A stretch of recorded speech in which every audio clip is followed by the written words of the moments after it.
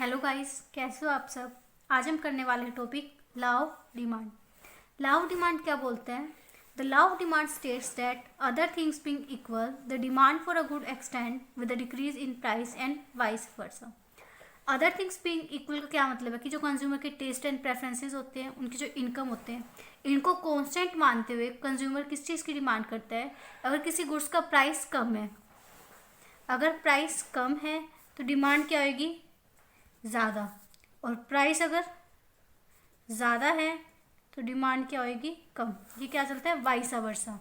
बल्कि अगर किसी अब नॉर्मली सी भी सिचुएशन लेके चले, अब अगर कोई सामान हमें सस्ता मिल रहा है तो उसकी अब डिमांड क्या करेंगे? हम ज़्यादा करेंगे। और कोई सामान अगर महंगा मिल रहा है तो उसकी डिमांड हम कम करेंगे।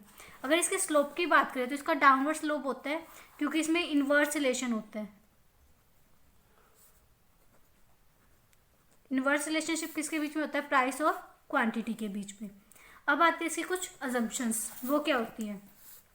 तो फर्स्ट अजम्पशंस क्या है कि टेस्ट और प्रेफरेंसेस होते हैं कंज्यूमर की, वो हम कांस्टेंट मान के चलते हैं। अगर नॉर्मली देखेंगे तो टेस्ट जो है कंज्यूमर का बदलता रहता है, बट यहाँ पर हम इस जो डिमांड को फॉलो करते हुए ये सोच के चलते हैं कि जो टेस्ट होता है वो क्या है? कॉन्स्टेंट है, वो चेंज नहीं होगा। There is no change in the income of the consumer. जो एक कंज्यूमर की जो इनकम होती है उसमें भी कोई चेंज नहीं आएगा।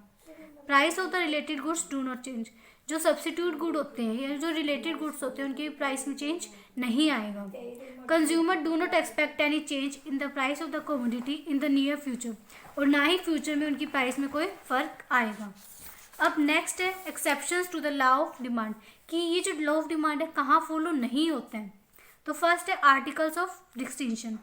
आर्टिकल ऑफ डिस्टिंक्शन से क्या है? जो भी हमारी वैल्यूएबल आइटम्स होती है, लाइक ज्वेलरी होगी, डायमंड्स होगी, अगर इनकी डिमांड ज़्यादा होती है, अगर इनका प्राइस ज़्यादा है तो इट मीन्स इनकी डिमांड ज़्यादा होएगी।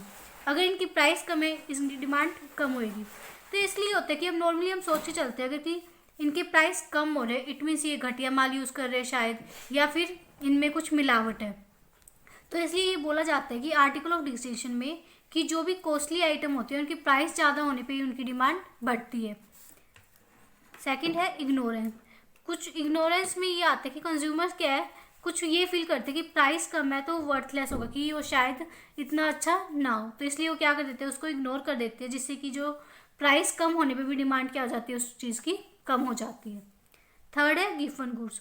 गिवन गुड्स कौन से होते हैं? Inferior goods, low quality goods. इसमें क्या होता है? जब हमारी प्राइस जो है कम होती है तो इनकी भी डिमांड क्या होती है? कम होती है। ये कहीं ना कहीं इनकम से रिलेट करते हैं। ये अगर इनकम हमारी बढ़ती है तो इन गुड्स की डिमांड कम हो जाती है। तो यही था टॉपिक हमारा लॉ ऑफ डिमांड का। Thank you.